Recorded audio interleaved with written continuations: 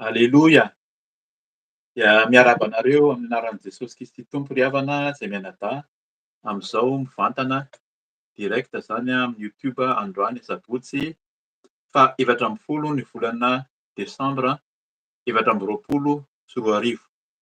Dia ampitomboana amintsika mandrakariva ny fiadanana avy amin'Andriamanitra, ny firaisana amin'ny fanahy masina ary indrindra ny fahasoavana miaraka amin'i Jesosy Kristy Tompo.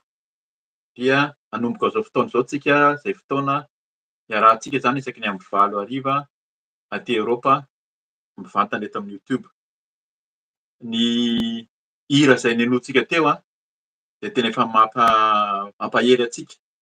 Hivavaka tsika avy eo hibebaka raha ohatra hoe tsy matateraka ny tenin'Andriamanitra. Ny tenin'ny Tompo zany dia arak'ilay hira teo mamafaza fo. Mamaky dikan'izay miasaozy izy, miasa sakaiza, miasa sakaiza, milofosa tsara. Fa hisy amboara, ny amboara raisintsika zany ny amboara dia loka na tambon'ny ezaka natao zany rehefa mahazo amboarintsika, mahazo ezaka, tsy etỳ an-tany fa any an-danitra. Zay no tena andrasantsika zany amin'ny hiraka izay mihaino Tompo. Be da be ny hiraka ny amin'ny mikarakara ny sahirana ohatra izy no mahantra, mitoro ny filazantsara ary indrindra miasa foana. Ny tenin'ny Paoly dia miteny mihitsy izy hoe za Paoly izy dia mamboly dia i Apôlôsy manondraka fa Andriamanitra no tena mampitombo. Zany hoe tsika tsirairay avy dia asain'ny tompo miasa mikarakara fa izy no tena mampitombo.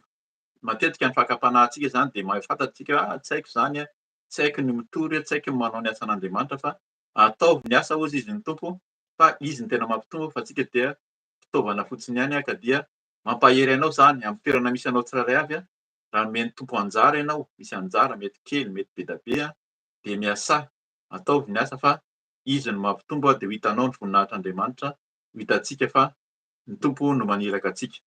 Dia arak'izany ny iraka izay omen'ny tompo zany eto amin'ny ho avy Jesosy dia mihabebaka foana, mibebaka foana tsika, tsisy afa-tsy ny fibebahana, tsisy afaka manatona azy ny tompo raha tsy efa natao amin'iray ary indrindra dia manatona azy izy dia aoka ho masina. Dia tsy mihaino ny mpanota koa ny tompo, ka zany no atahorantsika zany rehefa manatona ny tompo, mety ho faly tsika. Marina fa mitahy antsika ny tompo manome tanjaka, hery na fahasalamana zao omeny zao dia isaorantsika ny tompo hanome antsika voninahitra azy fa mila mibebaka tsika sao dia tsy mihaino akory. Teny farany tamin'ny herinandro teo aloha dia miteny mihitsy fa misy rahona manakana ny vavakantsika raha tsy mendrika tsy tanteraka tsika ka zany no mila hibebahantsika. Hanao vavaka fibebahantsika avy eo dia ho hitantsika koa fa mila mandroaka ny asan'ny Satana, ny asan'ny devoly fa reny no anisany koa manakana ny valim-bavaka na ny tsy ahafahantsika mandroso zany amin'ny famarinana sy famasina eo anatrehan'ny tompo. Ahoan'izay dia mangataka ny fanahy masina tsika ary koa efa miohana sady ny amin'ny tenin'ny tompo izay omen'ny mama Felicia. Ahoan'izay koa mandritra an'izay fotoana izay dia raha mbola tsy nandray ny tompo ianao dia hisy vavaka ataony zany ho fanoloran-tena sy fanavaozana fanoloran-tena. Ny tenin'Andriamanitra andraisantsika teny ahafahantsika mahafantatra tsara zany inona moa no tokony tena hibebahantsika dia ny anankiray ao amin'ny Samuela voalohany toko 4:20. Samuela voalohany toko 4:20 zany ho vakiantsika ahafahantsika mahafantatra tsara inona moa no tokony hibebahantsika.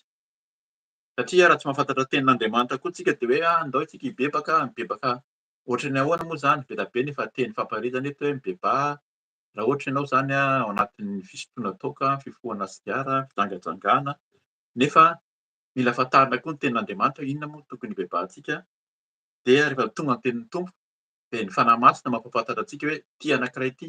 Rehefa vakiana ny teny zany dia ianao mahafantatra mihitsy hoe tena nisy teny anankiray teo tena nanendrenin'ny tompo ny foko, ny saiko, ny fanahiko tokony hibebahako manokana.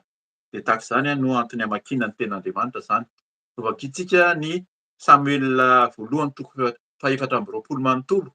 Amin'izay mazoto isika mamaky ny teny sy ahafantarantsika ny tantara na ny tenin'Andriamanitra izay tiany ambara.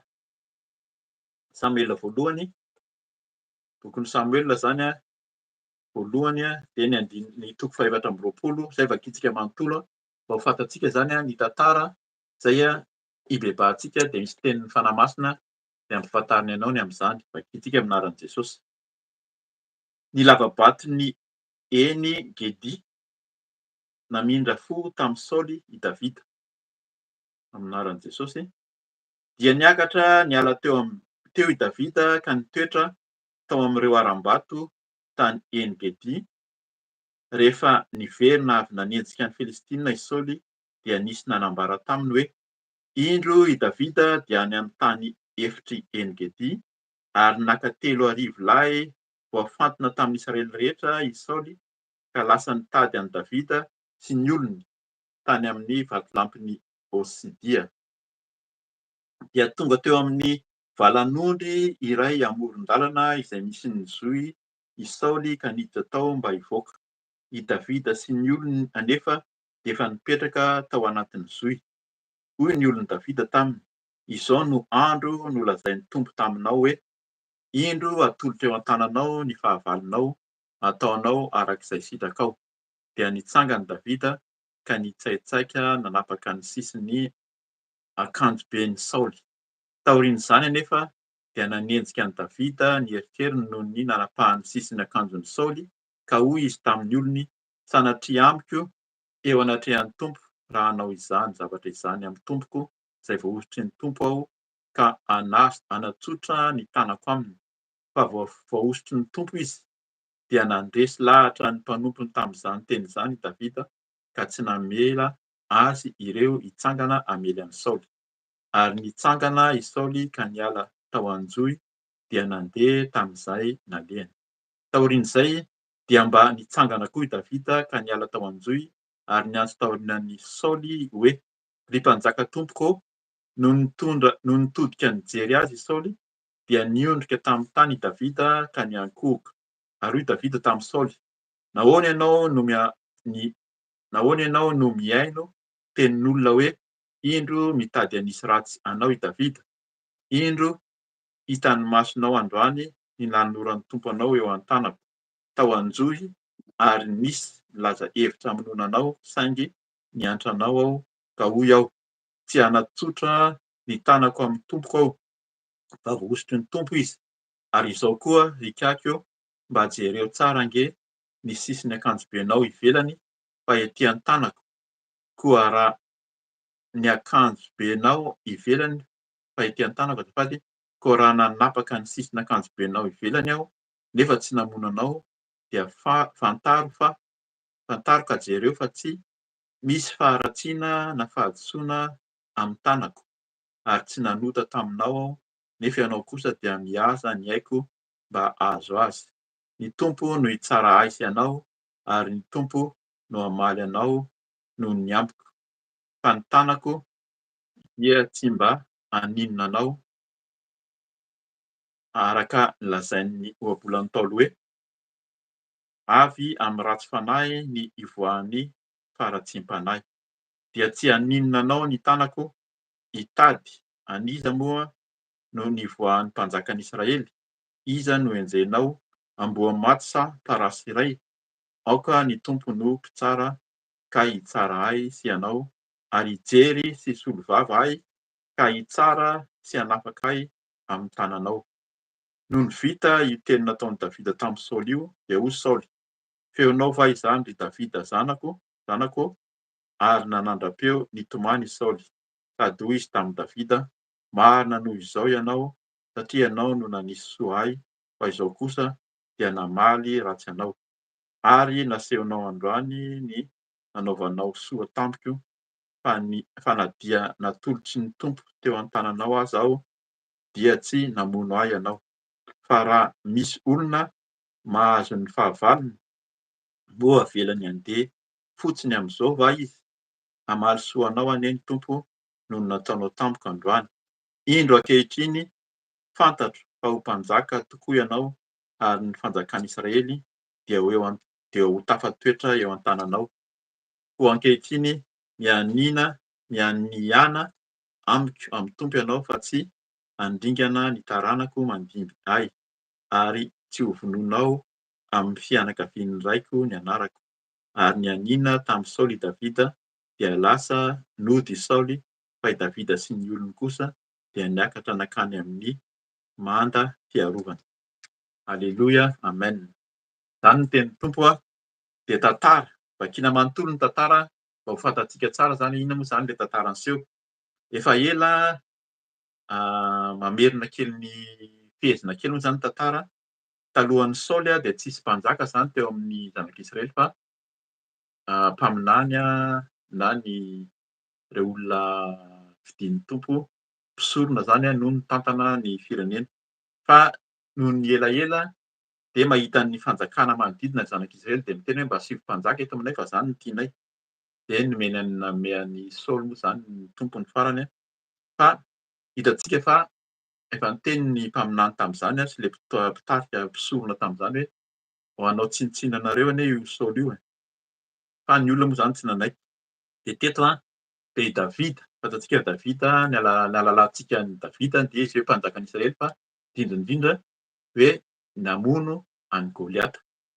Izy de mpiandry ondry kely nefa dia tena nanehoan'Andriamanitra ny voninahiny, ary rehefa misy ady satria nofidian'i Saoly izy hiaraka taminy noho ny taorinan'izay dia mandresy mamono miaramila maro izy hany ka mihira mihitsy ny olona hoe i Saoly de mamono arivo fa i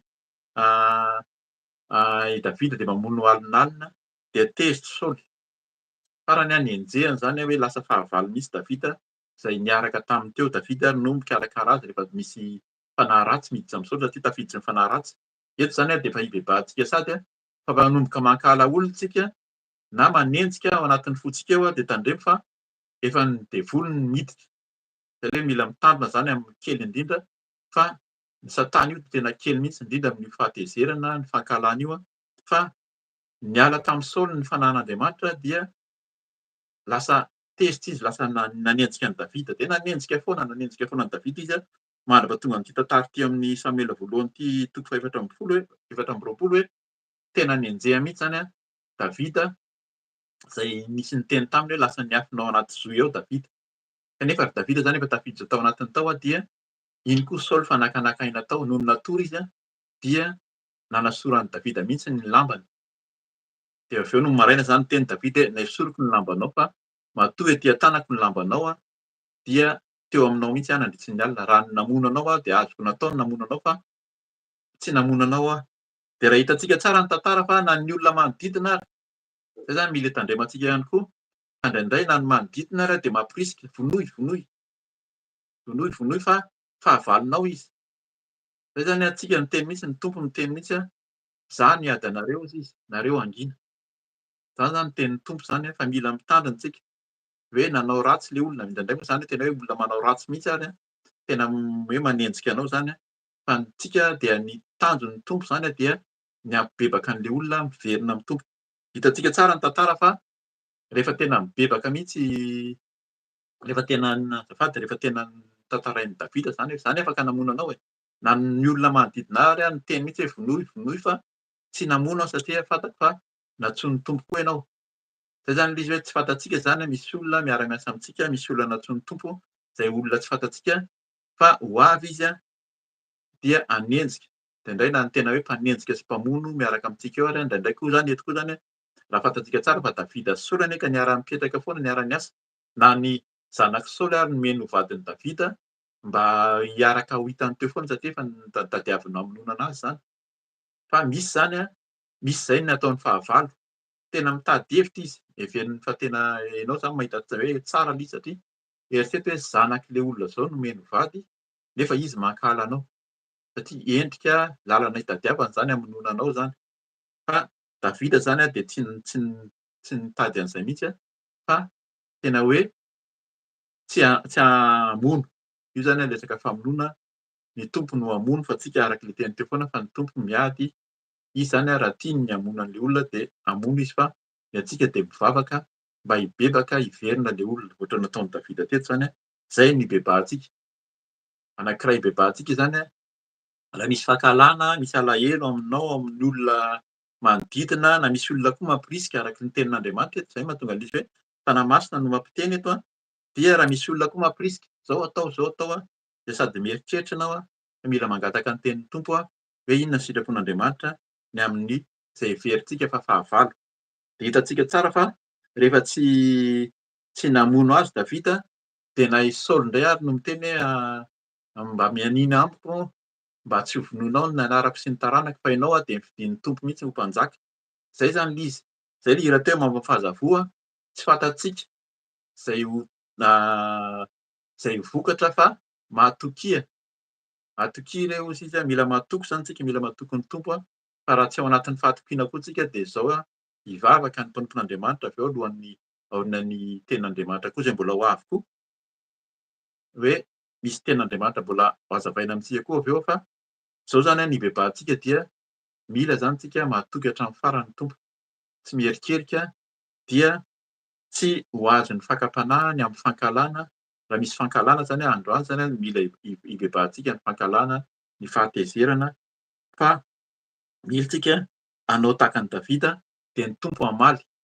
Hametraka antsika ho mpanjaka izy. Eto zany Saoly niteny mihitsy hoe atao mpanjaka ny dikan'izany hosoran'ny tompo ianao, ho fenen'ny fanahy masina dia ho apetrany amin'ny toerana izay tokony ho anao zany manomboka izao zany raha tena hoe mahatoky an'ny tompo ianao tsy hierikerika ary tsy hiala amin'ny fankalana, hiala amin'ny fahatezerana dia hametraka anao amin'ny toerana izay sahaza anao zany tompo ho mpanjaka ny dikan'izany araka ilay teny teo mitory mamafazavoa hitoro ny tenin'Andriamanitra aza matahotra intsony aza mierikerika fa tsika dia natsoina daholo niza n'aiza n'aiza misy anao dia mitory ny tenin'Andriamanitra dia matokia hatramin'ny farany. Dia izay efa ibebahantsika sady raha tena izy moa zany dia nisy teny, ity teny ity teny nomen'ny Tompo alohan'ny ibebahantsika izao fa tena teny nomen'ny Tompo anahako dia ny ao amin'ny Luka 4:12 ny andininy voalohany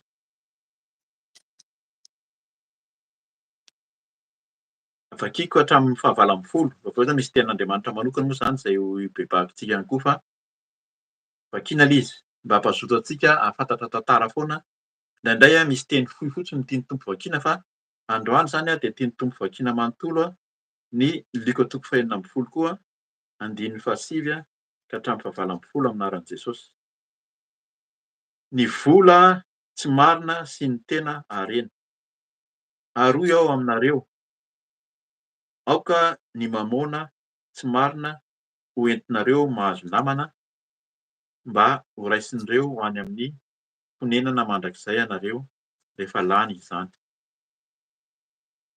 Averiko kely fa andininy 7 amin'ny anaran'i Jesosy. Aroy aho aminareo, aoka ny mamona tsy marina no ho entinareo mahazo namana mba ho raisin'ireo ho any amin'ny fonenana mandrakizay anareo rehefa lany izany. Izay matoky amin'ny kely indrindra dia matoky koa amin'ny be, ary izay tsy marina amin'ny kely indrindra dia tsy marina koa amin'ny be. Koa raha tsy mahatoky amin'ny mamona tsy marina ianareo, iza no hatoky anareo amin'ny tena harena? Ary raha tsy mahatoky amin'izay an'olona ianareo, iza no hanome anareo izay anareo? Tsy misy mpanompo mahay manompo tompo roa, fa ny iray ho alany ary ny iray dia ho tiany, na ny iray dia ho ombany ary ny iray dia ho amavoiny. Tsy mahay manompo an'Andriamanitra sy mamona ianareo. Ary ireo fariseho izay fatra-pitia vola raha nandray izany rehetra izany dia naneso an'i Jesosy. Ary hoy Jesosy taminy, mpanamary tena eo anatrehan'ny olona ianareo nefa Andriamanitra mahafantatra ny fonareo, fa izay zavatra heferin'ny olona ho ambony dia fahavetavetana eo anatrehan'Andriamanitra. Ny lalàna sy ny mpaminany dia hatramin'ny jauna, hatramin'izany no efa nitoriana ny filazantsara ny fanjakan'Andriamanitra ary miditra ankeriny izay rehetra miditra ao. Fa ho moramora kokoa ny hahafoanan'ny lanitra sy ny tany noho ny hahafoanan'ny tendron-tsoratra iray monja amin'ny asa amin'ny lalàna. Izay rehetra misaobady ka mampakatra hafa dia mijangajanga, ary izay mampakatra vehivavy voasaotra dia mijangajanga koa. Amen. Amen. Mbola mitombo izany ny ibebahantsika. Ny tena tenin'ny Tompo tiany zaraina dia hoe andininy 10 amin'ny anaran'i Jesosy, izay matoky amin'ny kely indrindra dia matoky koa amin'ny be, ary izay tsy marina amin'ny kely indrindra dia tsy marina koa amin'ny be. Bilako hatramin'ny 1:12 ihany. Koa raha tsy mahatoky amin'ny mamona tsy marina ianareo, iza no hatoky anareo amin'ny tena harena? Ary raha tsy mahatoky amin'izay an'olona ianareo, iza no hanome anareo izay anareo? Mampieritreritra ny tenin'ny Tompo, ary efa misy teny ary ihany hoe izay kely anananareo ary mbola esorina aminareo raha tsy mahatoky ianao zany na tsy mahatoky ny Tompo. Izay ilay matokia ary zany ilay hira teo fa mila matoky hatramin'ny farany isika amin'ny asa izay napetraky ny Tompo zany amin'ny toerana izay ametrahan'ny Tompo antsika. Mila matoky na dia kely isika mieritreritra kely ny nomen'ny Tompo anahako, kely ny fanomezam-pahasoavana, ohatrany tsy manana fanomezam-pahasoavana ahako, fa matoa ianao zany androany raha maheno ny tenin'ny Tompo hoe matokia, fa misy anjara ho anao n'inona atao dia mila matoky hatramin'ny farany. Raha tsy matoky zany isika, izany koa zany ny ibebahantsika, fa mila matoky hatramin'ny farany isika ankoatran'ilay hoe ibebahantsika tamin'ny teny tao amin'ny Samuela voalohany teo, ny amin'ny fankalana, ny amin'ny fahatezerana, ny amin'ny fahasosorana, amin'izay heverina fahavalo, ary indrindra mba hamindra fo arak'ilay teny eto izany fa ny Tompo dia mahita ny fon'ny olona. Ny fon'ny olona dia hitan'ny Tompo fa mila mitandrina isika fa Jesosy zany mahafantatra ny fo sy ny voza izy ka dia hoe tsika eo amin'ny tompo ny fontsika, averiny mandrakariva zany tatoato fa mila entina amin'ny tompo ny fontsika mba tsy hisy fankalana, hisy fahatezerana ary indrindra mba tsisy fakiviana zany fa mba hazoto hitady an'ny tompo mandrakariva isika. Mahagaga anahy fotsiny zany amin'ny teny rehetrarehetra rehefa mivakiana amin'ny lika faha-enina amby folo ty dia ao amin'ny andiny faha valo amby folo zay azo heverina hoe tsisy idiran'le teny mihitsy. Mahagaga anahy moa zany, anahy manokana zay mamaky eto zany hoe amin'ny anaran'ny Jesosy andiny faha valo amby folo hoe zay rehetra misaobady ka mampakatra hafa dia mijangajanga ary izay mampakatra vehivavy voasaotra dia mijangajanga koa. Ohatrany hoe tsisy idiran'le tantara mihitsy zany raha namaky tsara tsika hoe maninona no tenenina tampoka eo zany amin'ny andiny faha valo amby folo. Fa matoa zany ny voasoratra sy voavaky eto dia mampieritreritra antsika raha ao anatin'izany tsika misaobady dia ka mampakatra hafa dia mijangajanga zany. Zany anisan'ny ibebahana ihany koa zany indrindra ary raha mampakatra vehivavy voasaotra ozy izy dia mijangajanga koa ka matoa tonga amintsika ny tenin'ny tompo, tonga amintsika ny tenin'ny fanahy masina dia mila ibebahana. Ny vakiana manontolo ny teny teo dia ianao zany mahafantatra ihany koa raha misy teny zay tokony ibebahanao dia ibebao satria andeha handohalika tsika, hibebaka, hifono amin'ny tompo amin'ny tsy fahamendrehantsika dia arak'le teny teo zany roahana ny devoly mba tsy ho anisany ho hitondra antsika amin'ny famonoana vatana zany fa ny antsika dia fanahy. Andriamanitra hoy izy dia fanahy ary izay mivavaka aminy dia mivavaka amin'ny fanahy. Ny fanahy dia zay le fanjakan'Andriamanitra katsahintsika eto tsy le etỳ an-tany etỳ fa any an-danitra any ilay fanahy io resaka ara-panahy ka hibebaka tsika, hifono amin'ny tompo, handohalika tsika tsirairay avy anatina ny tompo.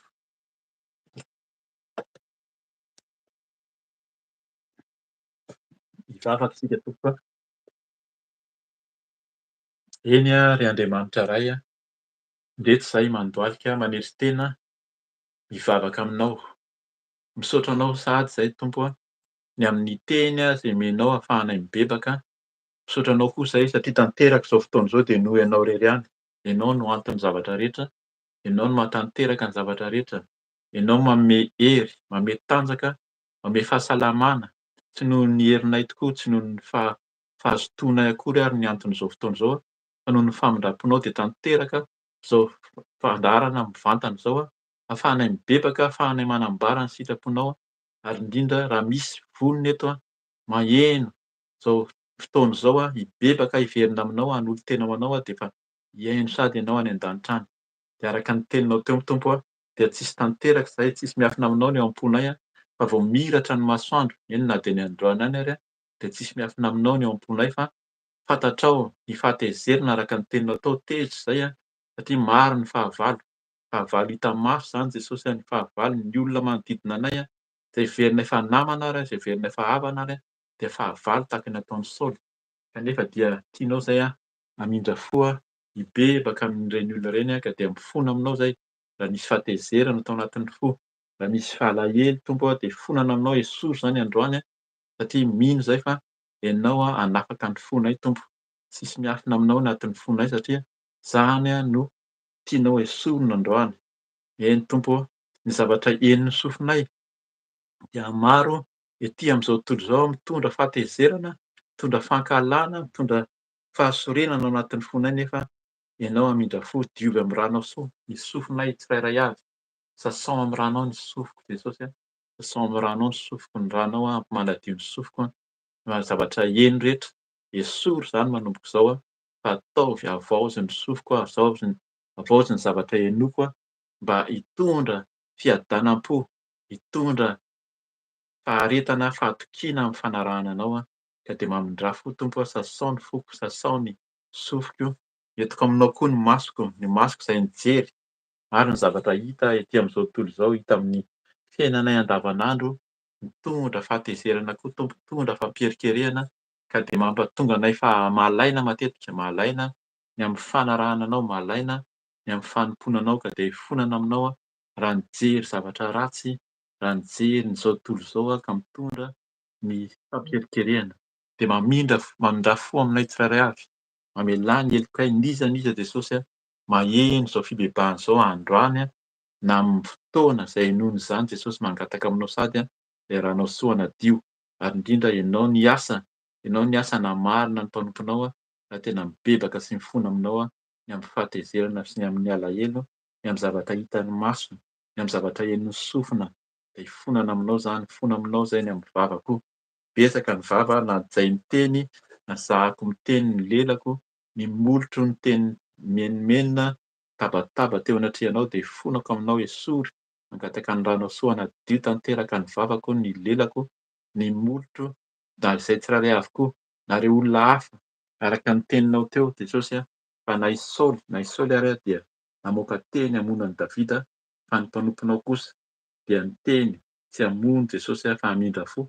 Ka dia ataovy aminay koa izany fiteny izany ho famindram-po, famelan-keloka nivoaka ny vavanay sy ny tenanay, ny molotray, ny lelanay Jesosy esory ny endrika fahakalana rehetra, inona fimenomenomana, fahakiviana, fitabatabahana amin'ny vavanay, ny amin'ny ataonay rehetra dia esory izany Androany. Sasao amin'ny ranao soa koa, sasao amin'ny ranao soa ny vavanay, sasao amin'ny ranao soa ny masonay, ny sofinay, ny tananay izay nandray, nanaonao foana teo anatrehanao, nanaonao foana tsy araka ny sitraponao, n'inona ny raisin'ny tananay nataonay Jesosy fonana aminao koa na leran'ny tongotra izany tena maro Jesosy, satria rehefa mandeha izahay dia mandeha araka ny fonay koa, araka ny izao tontolo izao hitanay amin'izao faraparan'ny taona izao, betsaka ny zavatra miseho ny amin'ny endrika heverina fa fety, fa ianao Jesosy angatanay hamindra fo sy hanadio ny tongotray tsirairay avy, hanadio ny tongotro ary indrindra nakana mba tsy hitondra anay amin'ny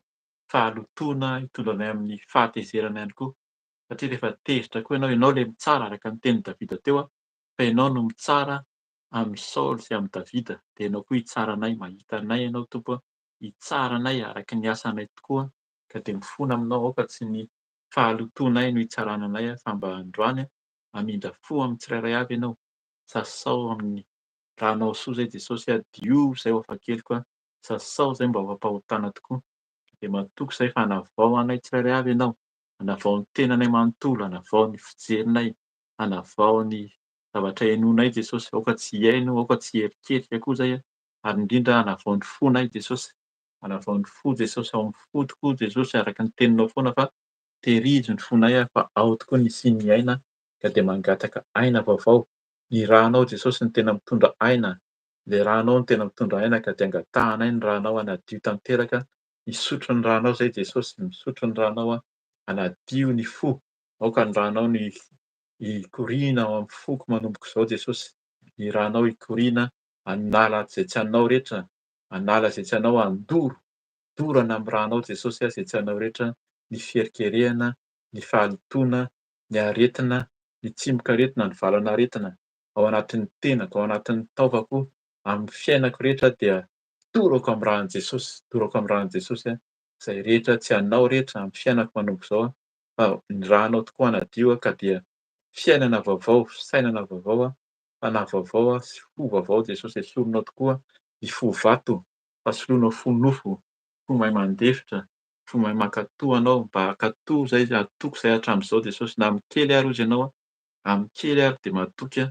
fa tianao izay hatoky amin'ny zavatra izay omenao, fanomezam-pahasoavana omenao anay tsirairay avy dia hatoky izay Jesosy fa ianao no hampitombo, izay tokoa dia tsy inonntsinona na mamboly izay na manondraka, izany no andrahanao anay, hitoro ny filazantsara, hitoro ny famasinana sy ny famarinana, fa ianao no hampitombo, hampitombo ny asanao, hampitombo ny voninahitrao Jesosy, amin'ny iraka izay omenao anay, amin'izao asa fitoriana, amin'ny Youtube izao dia ianao no hamokatra hanindry ny fon'ny olona, hiasa amin'ny fon'ny tsirairay avy ka dia hiseho ny voninahitrao, hiseho voninahitrao, voninahitrao izany Jesosy mpanompo tsy mahasoa izay fa ianao no miasa, tokony nataonay fa betsaka ny tsy vita Tompo, ka dia marino izany ataovy matoky hatramin'ny faran'izay mba handroso, hamoha ary indrindra hamafy, hamafy an'ireo mahantra hozy ianao, hamafy ny filazantsara, hamafy ny teninao amin'ny olona rehetra, ka dia misaotra amin'ny ranao manadio,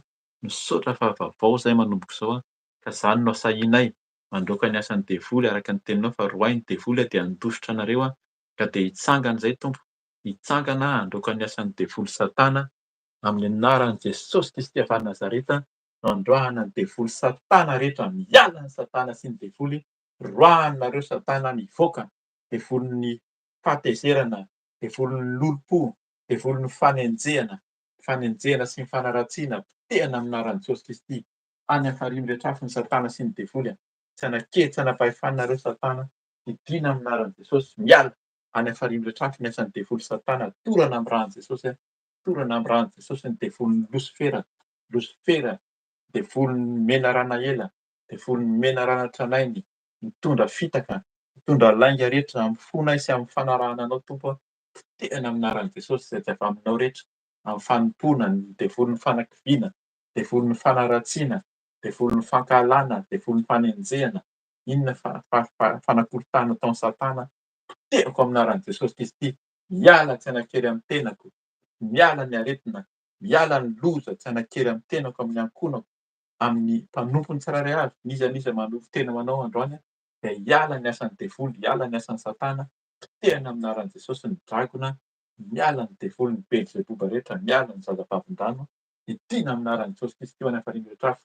Ny rahan'i Jesosy andrakotra, ny rahan'i Jesosy andrakotra nadio, ary ny fainao masina ny asan'ny ranao Jesosy andoro, torana amin'ny rahan'i Jesosy, torana amin'ny rahan'i Jesosy, torana amin'ny rahan'i Jesosy ny asan'ny devoly satana rehetra, fiasan'ny satana amin'ny famonoana, ny loza, ny devolin'ny fahafatesana tsy hanakely amin'ny tenako, tsy hanakely amin'ny ankonako, amin'ny vady aman-janako, amin'ny mpanompony amin'izao afo izao, potehana ny fahafatesana, endrika fahafatesana rehetra, amin'ny asa fanompoana, amin'ny adidy rehetra, amin'ny asa fitoriana, potehana amin'ny anaran'i Jesosy Kristy, roahana amin'ny anaran'i Jesosy, devoly satana, tsy hanakely, tsy hanampahefanareo satana, efa resinareo, efa resy ny satana, ny dragona, ny famisaviana, inona endrika famisaviana, inona endrika mpanakorotana, ny zazavavindrano, devolin'ny zazavavindrano, mampiherikerika, devolin'ny Jezebela, ny fitondrantena maloto, ny fijangajangana, ny endrika fijangajangana rehetra, potehana amin'ny anaran'i Jesosy Kristy,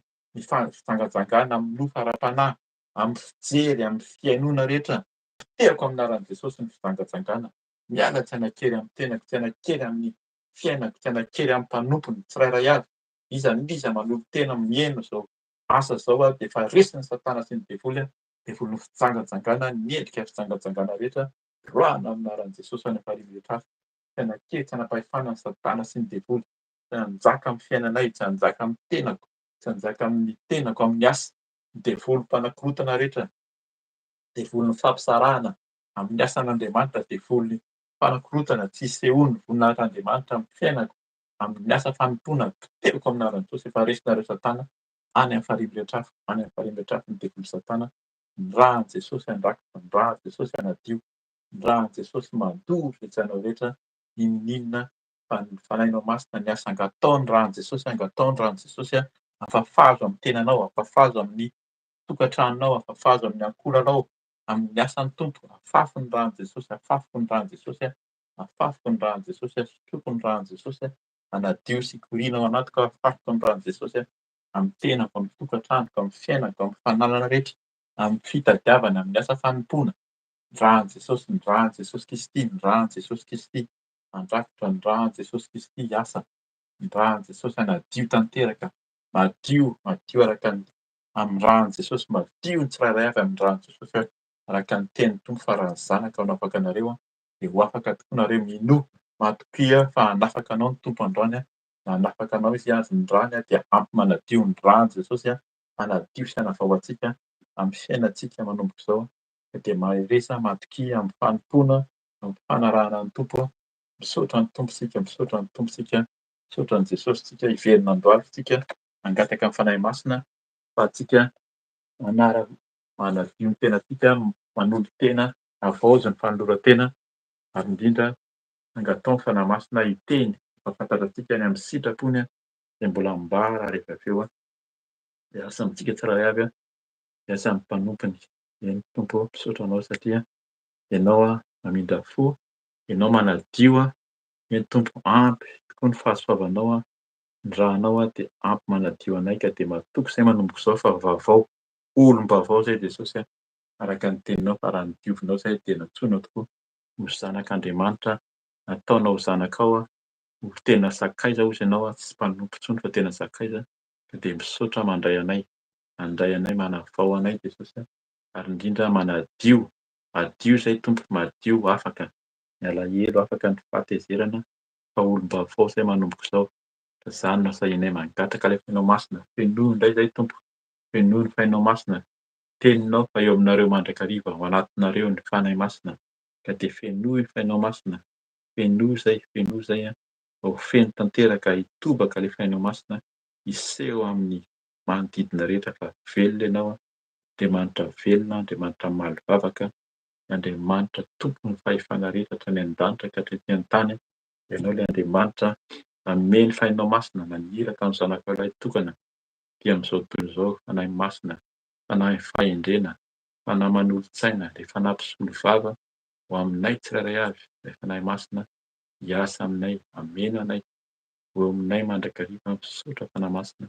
Fa ianao tokoa no miasa, ianao ilay fanahy faherezana, ilay fanahy mahatoky, manome anay fahatokina na amin'ny kely indrindra ozy ianao, amin'ny kely mba hanafaka ny be tokoa izay izay omaninao anay dia ny fanjakan'ny lanitra, misaotra Tompo, misaotra fanahy masina, hameno anay isan'andro, misaotra miasa, misaotra mamaly vavaka, voninahitra ny dera sy ny haja ho anao irery. Misaotra Tompo mihaino vavaka, misaotra mamaly vavaka, amin'ny anaran'i Jesosy Kristy. Alleluia, alleluia. Misaotra Tompo, misaotra ny Tompo isika. Amen.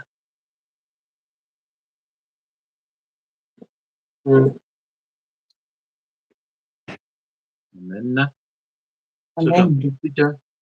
Raha tena mibebaka marina ianao izany dia ny Tompo mihaino hamaly vavaka ny tsirairay avy ka dia ameko ny Mama Felicia zany ny toa fotoana amin'ny teny izay ampaherezany antsika sy araka ny teny teo zany fa alohan'ny hamarana fotoana dia hisy vavaka izay ho anao izay mbola tsy nanolo-tena ho an'ny Tompo dia afaka miaraka aminy ianao zany mivavaka amin'izay ary afaka manavao koa ny fanoloran-tena ka dia misaotra ny tompontsika mamindra fo mandrakariva, manadio amin'ny rany ary misaotra fanahy masina efa mamangy antsika sady voninahitra ho an'Andriamanitra irery ihany dia efa manao velomanao sady moa zany amin'ny anaran'i Jesosy raha sitrapon'ny Tompo dia amin'ny heriny tahaka izao zany tsika mbola mioneto. Alleluia, amen. Amen, alleluia, alleluia. Mbola faly miaraba anareo tsirairay avy amin'ny anaran'i Jesosy Tompo ao anio ary misaotra ny zokerikany amin'ny ten'Andriamanitra fabebahana antsika. Ilaintsika tokoa ny fabebahana satria tsika tsy mendrika. Tsy mendrika isika, mpanota isika, ratsy isika. Misaotra ny Tompo satria mbola nomeny Tompo mpanompon'Andriamanitra afaka mampibebaka antsika. Ary ny Tompo mihitsy no miteny, ny fanahiny mihitsy no miteny mameny verse ahafahantsika mibebaka, tena mamperitreritra ny ten'Andriamanitra momba ny amin'ny Saoly sy Davida. Satria jerevo i Davida niraisiny toa zanaka. Nefa jerevo ny felonan'ny Saoly azy. Jerevo zavatra niseho. Ka tena marina fa mila tena miambina isika satria ny olona rehetra na zanaka na ray io, na reny io na zanaka io dia indraindray misy fiatsaram-belatsia. Tena misy mihitsy tsy fitiavana kay ao. Ka mila mitandrina mafy zany isika, mila mitandrina mafy isika ka misaotra an' Jesosy ny amin'ny fitiavan'ny Tompo antsika, ny nampibebahany antsika ny amin'ny mombany momban'ny ten'Andriamanitra teo zany izay nomeny mpanompony teo. Zao isika dia tonga ny amin'ny teny fampaherezana ihany koa zany ny teny izay omeny Tompo antsika zany anio. Ny teny izay omeny Tompo antsika anio dia anankiroa zany no tsapako hoe tokony hoentiko zany hoe nampahafantariny fanahy masina. Dia teny efa farany eo mihitsy, eo am-pivavahana eo mihitsy no le anankiray zany no hoentiko anio zany ry havana tiantsika ny Tompo ary tena mampitandrina antsika izy. Ny teny izay ho ampitandreman'ny fanahy masina antsika anio dia momba ny amin'ny hoe fety hoe Noely ity. Io le Noely tena hoe tian'olona maro eran-tany misy le Noël. Ry havana tena zava-doza io. Isan-taona dia indraindray mamerina an'io teny io foana izahay menadà. Indraindray manao vidéo manokana ako fany io zany dia ambarako atao anatin'ny fotoam-bavaka ali satria izay no tiany fanahy masina. Alohan'izay dia hivavaka aloha isika metraka zao fotoana zao anatrehan'i Jesosy Tompo ka ny fanahy ny tompo mihitsy no hampiratra ny masom-panahintsika tsiraray avy, ka hivavaka isika tompoko, na izara na ianao izay miaino, na oviana no henonao izao, satria ho avy ilay fotoana, ho avy fotoana io, dia oka antsika tena hoe hisokatra mihitsy ny ara-panahintsika hiambina amin'io andro ho avy io. Hivavaka isika tompoko. Jesosy tompo, mankasitraka feno anao Jesosy, ny amin'ny fitiavanao, satria Jesosy eo mbola afaka izay Jesosy mivory, mivavaka Jesosy, ary mitondra ny tenanay eo anatrehanao Jesosy malala ho. Misaotra Jesosy. Tonga tompo ny fotoana, ary enesanay ny teninao fanay masina, fananarana lehibe no omenao anay anio.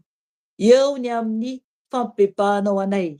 Eny tahaka ny Davida sy Saoly.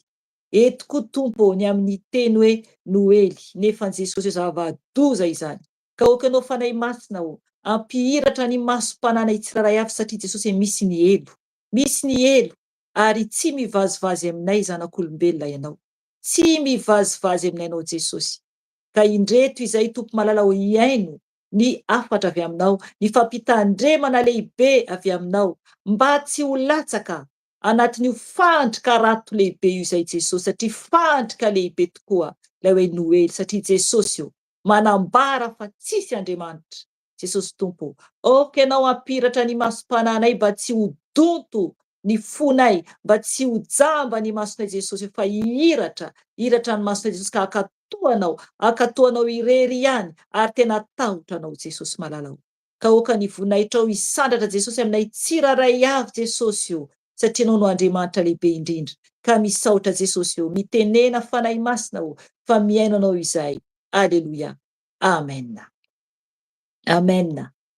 Resitsika ny ao amin'ny bokin'ny Matio toko voalohany andifa 8:20 ka hatramin'ny 10:20. Io zany no verset vakitsika zany voalohany.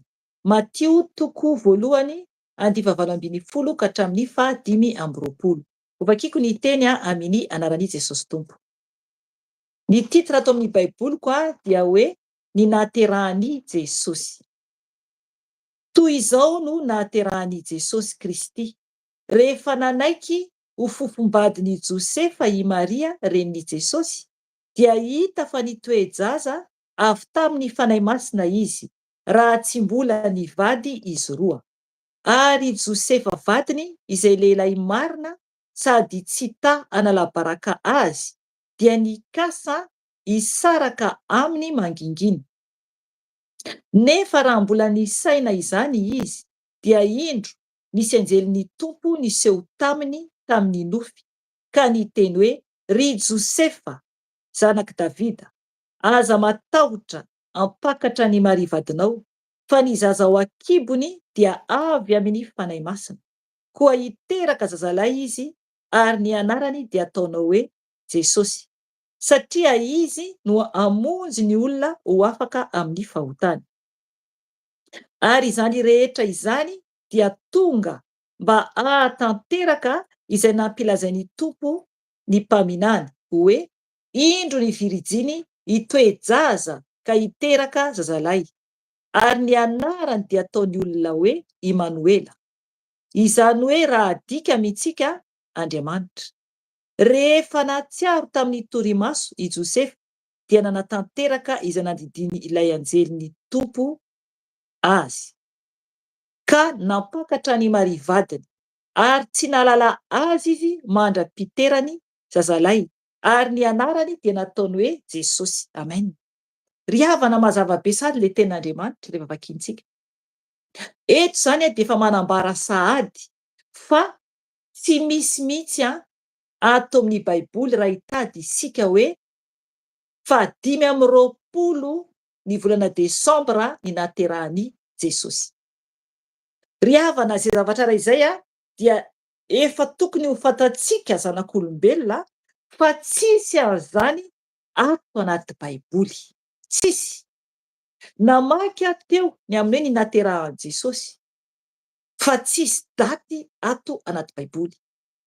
Mila mitandrina mafy isika tompoko, satria ny dikany hoe Noël de non, tena hoe mandaja hoe tsisy. Ny El Elohim, Andriamanitra izany. Tsisy zany Andriamanitra. Ry havana, eto amin'ny bokin'i Matio dia manambara ny amin'ny nahaterahan Jesosy. Afaka mitady ianao amin'ny baiboly na anglais io na français io na baiboly gasy io tsisy ao hoe 25 décembre tompo na hoe 24 ivo 25. Efa lainga izany ilay andro noforonintsika olombelona hoe aniverseran Jesosy. Ary Jesosy dia mazava tsara amin'ny tenin'Andriamanitra eto. Io no nampahafantara fanamasina tamiko. Mazava tsara fa jerevo eo amin'ny eo amin'ny 2:20 hoe toy izao no naterahan Jesosy Kristy rehefa nanaiky ho fofombadin'i Josefa i Maria reny Jesosy dia hita fa ny toe-jasa avy tamin'ny fanahy masina. Fanahy masina. Ny fanahy masin'Andriamanitra no napetraka tao anaty kibon'i Maria. Izany hoe efa mazava tsara fa tsy olombelona zany Jesosy. Tsy olombelona izy ka hoe iny tamin'ny andro zao izy no bevoka dia amin'izao izy no teraka. Ry havana tonga dia efa mazava tsara mihitsy fa fanahy masina no tao napetraka tanatin'ny kibon'i Maria. Io fanahy masina io dia efa any amin'ny Genesisy. Any amin'ny Genesisy toko voalohany ilay manambara sahady. Ovakilikely any a.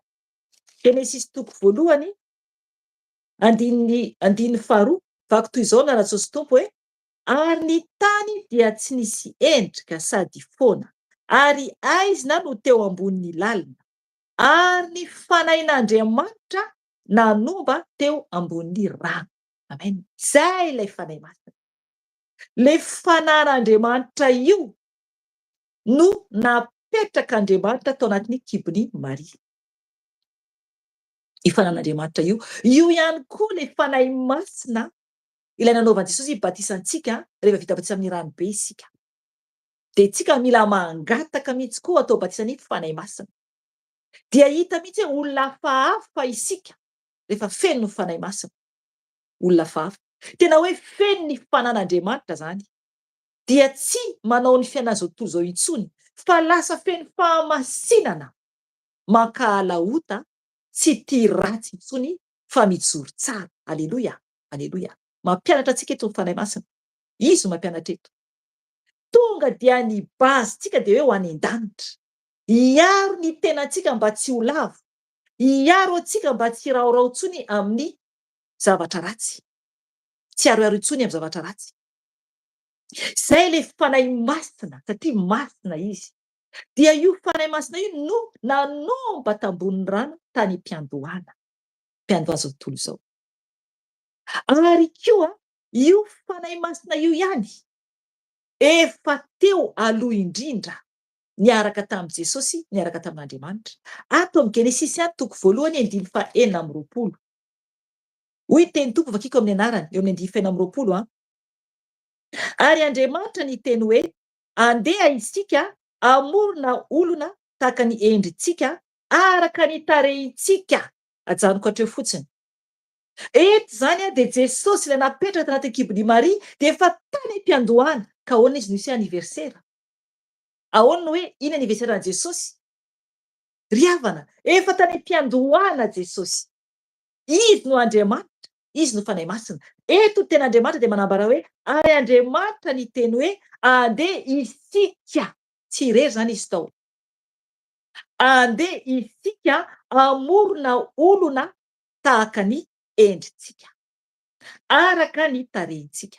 Io ilay Andriamanitra, io ilay Jesosy, io ilay fanahy masina. Io ilay hoe telo fa iray. Telo fa iray. Ry havana, Jesosy dia Andriamanitra ihany. Jesosy dia fanahy masina ihany. Io izy ilay fanahy masina tao anatin'ny kibon'i Maria. Ary izy no tonga nofo noho ny avy eo. Ao am-bokin'i Jaona manambara an'izany. Izy ilay fanahy masina tao anaty kibon'i Maria dia natao tonga nofo. Izy ilay tenin'Andriamanitra ihany koa. Ao am-bokin'i Jaona manambara anazy ilay izy tonga nofo. Ndao jerentsika izay. Jaona toko voalohany 4:20.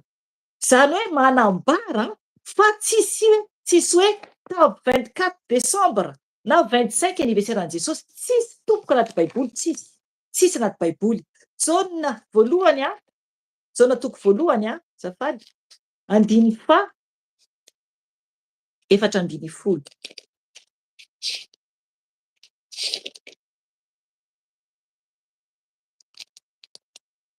Hoy ny teny tompo ho vakiako amin'ny anarany. Ary ny teny dia tonga nofo ka nonina teto amintsika. Ary hitanay ny voninainy dia voninahitra mendrika ho an'ilay tokana avy tamin'ny iray, sady feno fahasoavana sy fahamarinana. Amen. Hitanareo zany. Ary ny teny, izy ilay tenin'Andriamanitra. Ary ny teny dia tonga nofo. Zay le Jesosy. Tsisy taona io. Tsisy taona Jesosy. Tsisy taona mihitsy no voalaza eto. Satria izy ilay teny, izy ilay tamin'ny voalohany, izy ilay nanomba tambony rano, dia izy ilay tonga nofo ka nonina teto amintsika. Zay nambarany Jaona eto. Dia hoy izy hoe, ary hitanay ny voninainy. Hitan'izy ireo voninahitr'Andriamanitra. Ry havana, tena voninahitra lehibe ny voninahitry Jesosy. Raha efa nahita ianao voninahitry Jesosy, sa hoe efa nahita isaorako tompo lehibe.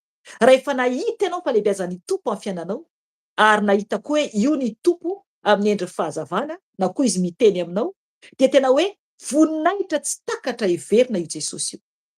Mijoroa tsara tompo. Tsisy anarana hafa ety ambony tany azahoantsika famonjena. Raha tsy marina ny alehantsika, fa miovaova isika dia afo be no vatantsika. Tena masina io Jesosy io. Izy ilay teny tonga nofo. Izy ilay tsisy aniversera. Tsisy aniversera Jesosy.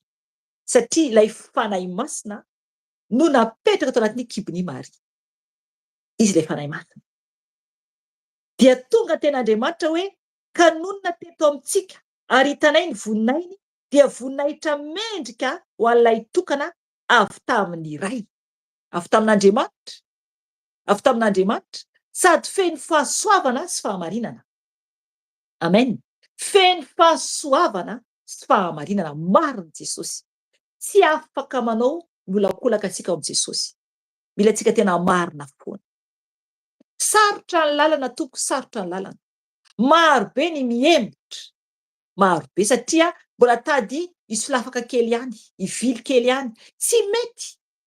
Tsy maintsy mijoro hatrany an-danitra isika. Ary tsy maintsy misy ny vato manafitohina antsika eo aloha. Fa mijoro tsara satria Jesosy dia marina. Marina Jesosy fa tsisy aloka ao amina dia kely ary. Lalana iray ihany mankany an-danitra, dia ny fahamarinana sy ny fahamasinana zay tsisy hafa, tsisy hafa. Na inona idona, na inona hitranga, rehefa tena mijoro tsara isika dia tody any an-danitra. Tody any an-danitra. Fa raha ohatra isika ka manaiky hoe ho resin'ny fahavalo ka tsy mijoro tsara, dia latsaka isika. Ry havana mihitsy tsika niverina aingana amin'ny Jesosy. Tizako hoe ny tenin'Andriamanitra atao amin'ny bokin'ny Mattio, iverina atao Mattio tsika, dia 7:10. Toko voalohany zany io Ary Josefa vadiny izay lehilahy marina sady tsy tahanala baraka azy, dia nikasa hisaraka amin'ny mangingina. Amen zanak'atrelo. Eto zany Josefa dia lehilahy marina, zava-tsara ny ten'Andriamanitra. Dia izy zany satria i Maria hoe io fa bevoky Maria. Tsy fantany hoe ahoana io tsy fantany hoe ahoana nabevoka amin'ny Maria. Nefa Maria bevoka avy amin'ny alalan'ny fanahy masina.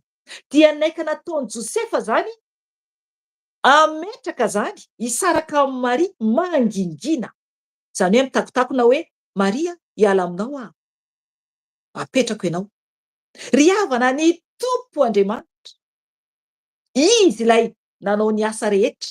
Izy ilay nametraka any fanahy masina ao anatiny Maria. Dia zavatra niseho 2:20 hoe nefa raha mbola nisaina izany izy, dia indro nisy anjelin'ny Tompo niseho tamin'ny nofy ka niteny hoe, ry Josefa zanaky Davida, aza matahotra apakatra ny Maria vadinao, fa ny zaza ao an-kibony dia avy amin'ny fanahy masina. Amen. Aleloia. Tsara be ny ten'Andriamanitra. Tonga zany ilay anjelin'ny Tompo. Dia niteny tamin'ny Josefa zany tamin'izy tao anatin'ny nofy. Ry havana mahafinaritra be izany. Dia ny teny izany ilay anjeliny tompo niseho taminy, dia ny teny hoe: ry Josefa zanak'i Davida, aza matahotra, aza matahotra hampakatra any Maria vadinao, fa ny zaza ao an-kibony dia avy amin'ny fanahy masina. Aleloia, zay le izy. Aiza ny daty, aiza ny andro hoe oviana ianao fanahy masina nametraka anazy tao anaty kibony Maria. Ry havana, mila mitandrina isika tompo, mila mitandrina isika. Mila mitandrina isika. Jesosy tsisy tahona, izy no Andriamanitra. Izy ange no Andriamanitra e. Izy no Andriamanitra. Manamarina zany tena Andriamanitra ao am-bokin'ny Jaona. Ndao tsika ao am-bokin'ny Jaona. Jaona ihany le vakintsika teo fa raisitsika amin'ny andininy eo amin'ny toko 7:10. Jaona toko 7:10. Jaona toko 7:10 raisitsika amin'ny andininy 9 ka hatramin'ny andininy 11. Hoy ny teny tompo vakiko amin'ny anarany. Hoy Filipo taminy: Tompoko, asehoy anay ny iray, dia ampy ho anay izay. Hoy Jesosy taminy: izay ela izay no efa nitoerako teto aminareo, ka mbola tsy fantatrao ihany va ao ry Filipo? Izay nahita ay dia nahita ny iray. Koa ahoana no itenenanareo hoe asehoy anay ny iray? Tsy mino va ianao fa izaho ao amin'ny iray, ary ny iray ato amiko? Ny teny izay lazaiko aminareo dia tsy avy amin'ny fahefany tenako no ilazako izany, fa ny iray mitoetra ato amiko no manao ny asa. Minoa ahy fa izaho ao amin'ny iray, ary ny iray ato amiko. Fa raha tsy izany dia minoa ahy no ny asa ihany aza. Amen. Aleloia. Hitanareo zany? Andriamanitra ao amin'ny Jesosy, Jesosy ao amin'Andriamanitra. Dia Jesosy sy Andriamanitra ary fanahy masina telo fa iray, ilay ao amin'ny Maria, tao a Maria. Izy ilay fiandohana izao tontolo izao. Tsisy taon'Andriamanitra. Ka ahoana no hoe itsika anao hoe anao hoe Noely na hoe Noely? Ry havana, mila mitandrina mafy izy, fa afo be no miandry. Tena afo be no vokany io tompoko e. Afo be. Afo be no vokany io. Raha mbola mankasitraka an'io fety io isika. Marina fa mahafinaritra ny mijery ny décoration. Isan-karazany hitantsika. Mahafinaritra ireny jiro ireny. Mahafinaritra ireny hoe napaozina sakafo ireny ety ampita aty.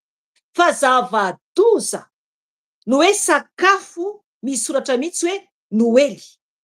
Ry havana, mila mitandrina. Mila mitandrina.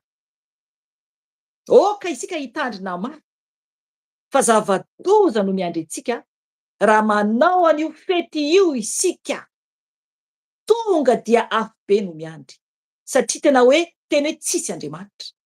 Ansatanana io tompoko e, ansatana io fety io. Oka ianao hijery amin'ny YouTube, misy isan-karazany izy ireny amin'ny teny vazaha koa. Momba ny amin'io ihany. Tsisy mihitsy ny daty aniverseran'i Jesosy anaty Baiboly. Tsisy. Aiza izany hoe 25 Desambra zany. Ry havana, mila mitandrina mafy isika. Fizatsika ny ten'Andriamanitra atao amin'ny Matio toko 1 andininy 2:20 tsika izao. Koa hiteraka zazalahy izy, ary ny anarany dia ataonao hoe Jesosy, satria izy no amonjy ny olona ho afaka amin'ny fahotany. Amen. Hitanareo zay? Tonga dia efa nomen'ilay anjely ny ho anarany Jesosy. Tonga dia efa nomen'ny anjely ny hoe atao hoe Jesosy ny anarany. Satria izy ilay Andriamanitra, izy ilay Andriamanitra. Ary ny hoe Jesosy dia hoe ny tompo no mpamonjy. Izy no mpamonjy. Misy soratra kely ery ambany ery atao amin'ny Baiboliko hoe Jesosy dia hoe ny tompo no mpamonjy. Izy no mpamonjy antsika. Izy rery ihany. Ry havana, mila mitandrina mafy dia mafy isika. Andininy 2:20. Ary izany rehetra izany dia tonga mba ahatanteraka izay nampilazainy tompo ny mpaminany hoe indro ny virijiny hitoejaza ka hiteraka zazalahy, ary ny anarany dia ataony olona hoe Imanoela. Amen. Ry havana, efa tany am-bokin'ny Isaia mbola hoe tsy teo akory Jesosy dia efa nambara sady efa teo Jesosy, efa ho avy Jesosy. Iza moa amintsika zanak'olombelona, iza amintsika? Iza amintsika no nahafantatra sahadiny hoe bebe antsika na ny dadabe antsika hoe hiteraka hony i rano ohatr'izao, de hoe hiteraka ohatra hoe hiteraka ny Felisia. Ry havana, iza no nahalala sahady amintsika zanak'olombelona ety ambonin'ny tany hoe ny bebe anao any lavitra be any amin'ny 6e génération any, na dadabe anao alala hoe hiteraka anao ny mamanao na iza ianao, na ny anaranao koa tonga de hoe fantatra. Tsia! Jesosy dia Andriamanitra ihany. Satria mazava tsara ny dikany hoe Imanoela dia hoe raha dika de hoe amintsika Andriamanitra. Amintsika Andriamanitra. Andriamanitra amintsika. Ry havana, izy ihany no Andriamanitra. Jesosy ihany no Andriamanitra. Ka ahoana no omentsika hoe aniverseran Jesosy? Mila mitandrina isika tompoko. Be dia be ny voafandrika. Be dia be no very any amin'ny elo raha tsy miova. Mbola fotoana hamonjeny tompo antsika izao. 14:20. Rehefa nahatsiaro tamin'ny torimasony i Josefa dia nanatanteraka izay nandidiany ilay anjeliny tompo azy ka nampakatra ny Maria vadiny. Hitanareo izany? Nakatoan'Andriamanitra i Josefa. Nakatoan'Andriamanitra izy. Ka ahoana isika no tsy akatoan'Andriamanitra hoe tsisy daty aniversera anaty Baiboly? Nahoana isika no tsy mankatoan'Andriamanitra? Satria tsy voalaza ato izany. Tsy voalaza ato. Dia ho very va ny fanahintsika any amin'ny elo, avy amin'ny amafiny fontsika. Ry havana, mila mitandrina mafy de mafy isika. 20 dia manambara hoe ary tsy nahalala azy izy mandra-piterany zazalahy, ary ny anarany dia nataony hoe Jesosy. Amen. Zay le izy. Hitanareo, mbola tsy niray tamin'ny vadiny mihitsy Josefa teto. Mazava tsara ny tenin'Andriamanitra. Efa mazava tsara aty amboloany satria virijiny zany i Maria. Virijiny i Maria dia noho ny avy amin'ny tenin'ny tompo fa amin'ny alalan'ny anjely no nanarahany Josefa ny tenin'Andriamanitra. Ry havana, matoky an'Andriamanitra va isika? Matoky an'Andriamanitra va isika? Mila tsika mitandrina fa ny vokany zavatra anjoantsika raha tsy mankatoy isika dia afo be no miandrentsika. Ary tsy ho tafitra any an-danitra isika. Mety misy itenany hoe anao fety azy satria eo ny havanay. Ina moa no azoko atao eo? Satria manjary tezitra ny havako. Ry havana, afo be va no tianao sa lanitra? Mila mijoro isika. Ny tenin'Andriamanitra ao amin'ny bokin'ny Apokalipsy ho an'izay olona tsy mankatoa dia zava-doza no anjoantsika. Daontsika ny bokin'ny Apokalipsy. Apokalipsy 2:20.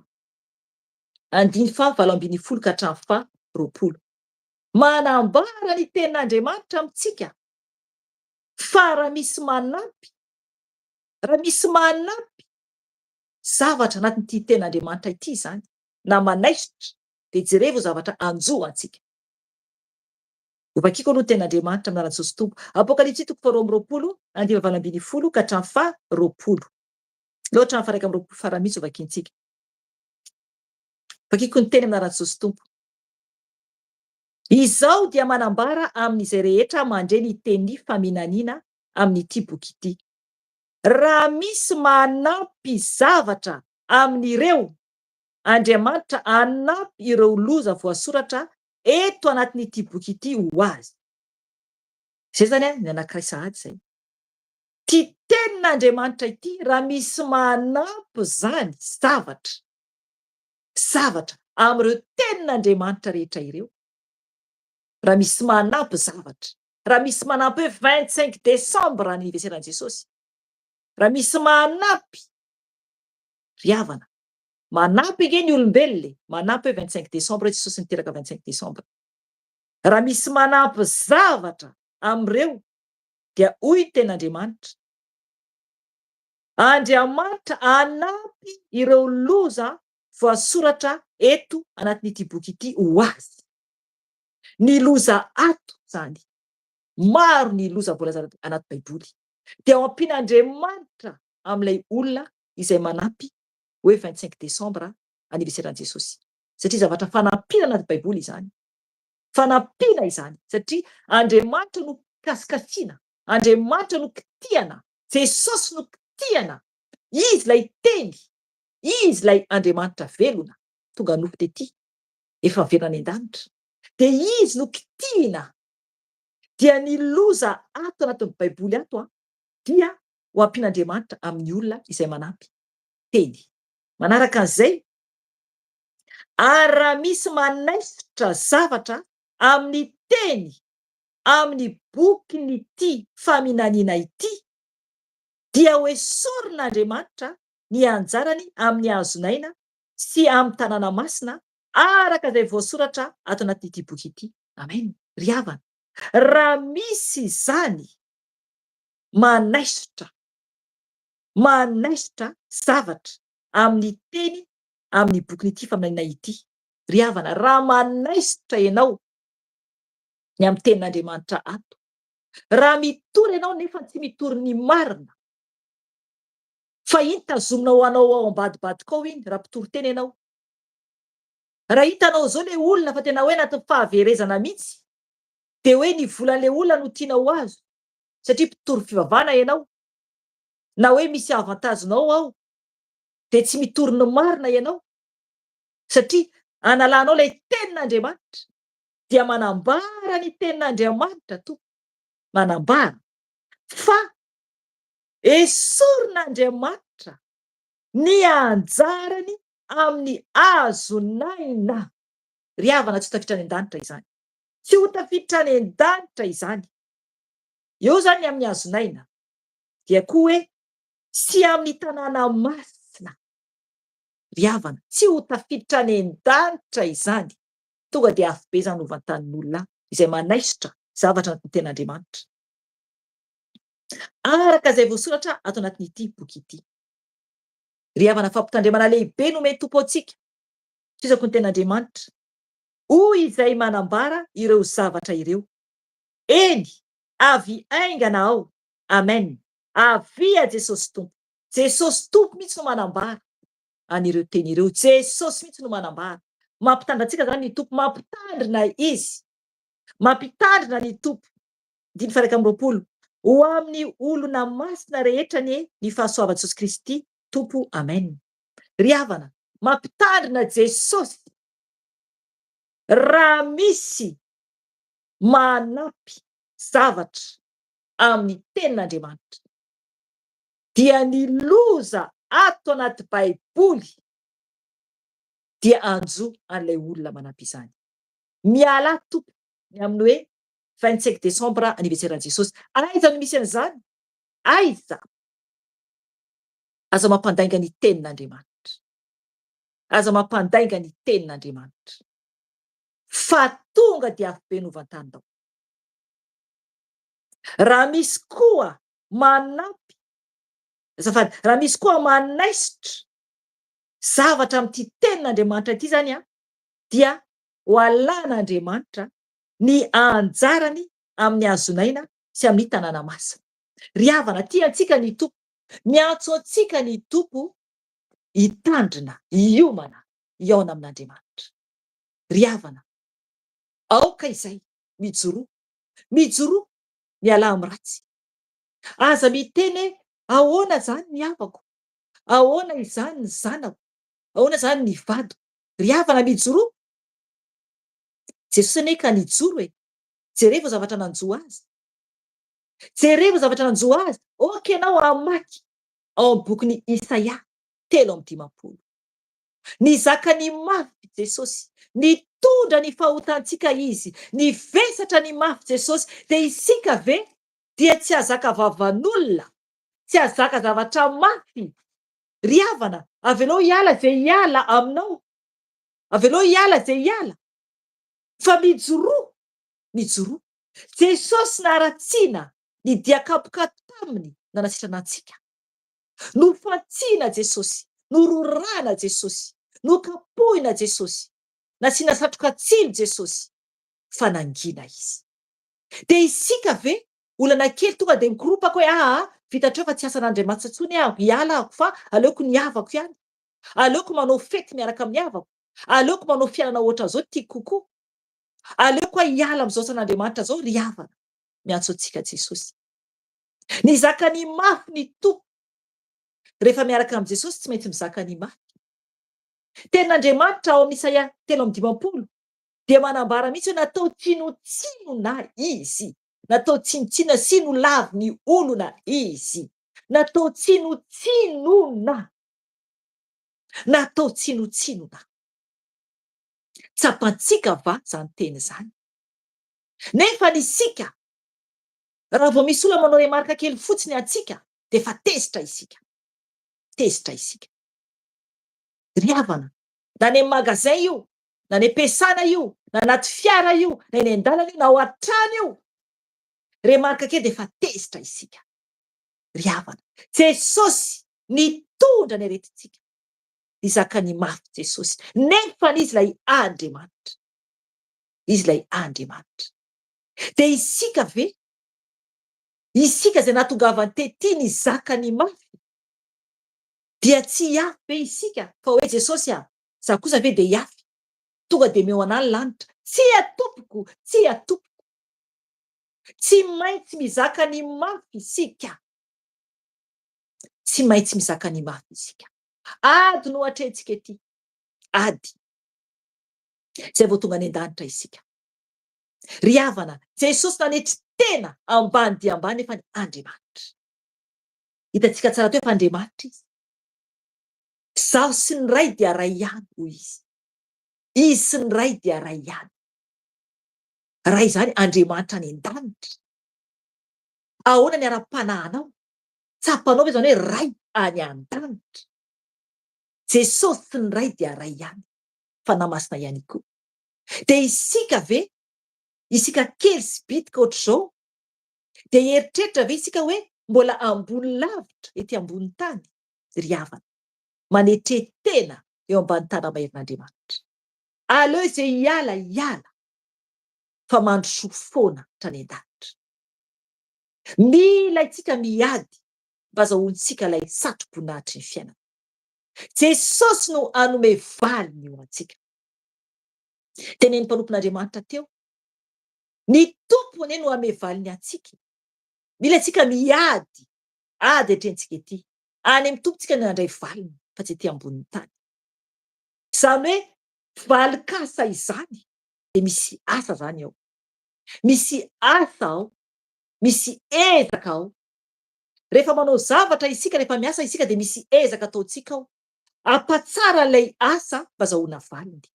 Raha ratsy ny ataontsika amin'ny asa izay ataontsika, na ao an-tokantranontsika raha io, na manadio fotsiny raha io, na hoe mahandro sakafo. Raha mahandro sakafo ohatra isika, resaka zavatra tena hoe zavatra tena tsotra indrindra. Raha mahandro vary isika, ka miresaka be tsika ampandrahoam-bary, de mety hoe kelikely le rano, de ho may le vary. Isika ihany no vomafy satria tsy nataontsika tsara ny asantsika. Raha manadio isika, ka ohatra hoe be sira loatra le sakafo ohatra, satria tsy nitandrina isika ihany no harary, ary mety ho ariana mihitsy ary le sakafo. Fa rehefa ataontsika tsara zavatra zay ataontsika na inona na inona io, de handray valiny isika, ary ho faly isika. Mihinana vary tsara isika, masaka tsara ny vary. Mihinana laoka tsara isika satria misy sira normala tsara le laoka. Ohatr'izay koa eo amin'ny tompo, ataontsika tsara ny asan'Andriamanitra, dia ahazo valosoa isika. Ny tompo mihitsy ange no miteny, ny tompo mihitsy no miteny ao amin'ny bokin'ny Apokalipsy. Zay omeny fanahy masina antsika eto ndao raisintsika. Apokalipsy 2:20, misaotra fanahy masina. Izy manoro foana izy amin'ny zavatra soantsika. Apokalipsy 2:20, ka hatramin'ny 7:10. Aleo hatramin'ny 5:10. Misaotra fanahy masina. Aleo manomboka ary amin'ny 10:10. Misaotra fanahy masina. Izy no mibaiko eto. Apokalipsy 2:10-15. Vakiko ny teny amin'ny anaran'i Jesosy Tompo. Hoy indray izy tamiko, tamy Jaona io zany a. Hoy indray izy tamiko, aza asiana tombo-kase ny tenin'ny faminaniana amin'ity boky ity, fa atombotra ny andro. Izay manao ny tsy marina dia aoka mbola anao ny tsy marina ihany izy. Izay maloto dia aoka mbola aloto ihany izy. Fa izay marina kosa dia aoka mbola anao ny marina ihany izy. Ary izay masina dia aoka mbola iamasina ihany izy. Indro avy aingana ao, ary entiko miaraka amiko ny valy soa avy amiko, mba amaliako ny olona rehetra araka ny asany avy. Izao no Alfa sy Omega, ny voalohany sy ny farany, ny fiandohana sy ny fiafarana. Sambatra izay manasa ny akanjony mba anana ny fahefana amin'ny hazonaina sy hidirany amin'ny vavahady ho ao an-tanàna. Fa any ivelany ny alika, ny mpanao ody ratsy, ny mpijangajanga, ny mpamono olona, ny mpanompo sampy, ary izay rehetra tia lainga sady mandainga. Amen. Hitanareo zay? Mazava tsara ny ten'Andriamanitra. Jesosy zany no niteny tamin'ny Jaona eto. Niteny tamin'ny Jaona izy, fa tsy asiana tombo-kase ity baiboly ity. Satria fa eo zao le teny eo masontsika zao ny teny zao. Eo masontsika ny teny. Tsy miafina tsony ny ten'Andriamanitra, tsy miafina ny ten'Andriamanitra. Efa nisokatra efa ela ny baiboly, tsisy tombo-kase. Efa misokatra efa ela. Izay manao ny tsy marina dia aoka mbola anao ny tsy marina. Zava-doza zany to. Zava-doza izany. Mampieritreritra anay eto mampafantatra fa namasina eto fa jereo. Misy olona hoentinao ambavaka. Tena marina zany. Hoentinao ambavaka le olona. Indraindray anao mitomany mihitsy ianao indraindray amin'ny fanan'olona anankiray. Misy fotoana za ohatran'izay. Fa ny taona maromaro. Tondra ambavaka fanan'olona anankiray na olona anankiroa mitomany mihitsy eo am' Jesosy. Le olona vao mi maipira. Vao mi maipira le olona. Riavana. Ny ten'Andriamanitra dia manambara hoe izay manao ny tsy marina dia aoka mbola anao ny tsy marina ihany izy. Izay maloto dia aoka mbola aloto ihany izy. Hitanareo zany? Satria ny antony dia izao. Le olona hoentinao ambavaka anambaranao ny fahamarinana. Fa tsy miaino. Tsy miaino. Dia vao mi mahay ratsy mihitsy ilay olona. Riavana ny ten'Andriamanitra dia mafy be eto. Ny tompo no miteny eto izay manao ny tsy marina veriko indray dia aoka mbola anao ny tsy marina ihany. Mampatahotra zany izay maloto dia aoka mbola aloto ihany izy. Fa izay marina kosa dia aoka mbola anao ny marina ihany izy. Riavana, mieza. Raha tsapanao hoe marina ny ataonao dia mieza mbola manao ny marina ihany. Aza kivy. Aza kivy tompo. Mieza. Atao foana ny marina. Ary izay masina dia aoka mbola iamasina ihany izy. Riavana, raha mianatin'ny fahamasinana ianao, raha mianatin'ny fahamasinana ianao, dia aoka iamasina ihany. Iamasina ihany. Riavana, sarobidy ny fahamasinana. Sarobidy io fahamasinana io. Aoka iamasina ihany isika rehefa mianatin'ny fahamasinana. Riavana, ny tompo mihitsy no miteny eto. Ny tompo mihitsy no miteny eto. Mandrosoa lavidavitra kokoa. Aza reraka. Aza miembotra. Aza mijery ny hafa. Mandrosoa foana. Izay miembotra fa mandrosoa foana. Asantsika tsiraray avy io. Lalantsika tsiraray avy io. Tsy ho an'olon-kafa io fa ho anao. Ho anao, ho an'ny tenanao. Fa tsy an'olon-kafa. Tsy an'olon-kafa. Tsy ho an'ny vadinao. Tsy ho an'ny zanakanao. Tsy ho an'ny namanao. Tsy ho an'ny havanao io fa anao. Asa ho anao io. Fahamasinana ho anao. Fahamarinana ho anao. Atongavanao any an-danitra. Atongavanao any an-danitra. Riavana, mahazo toa. Mahazo toa.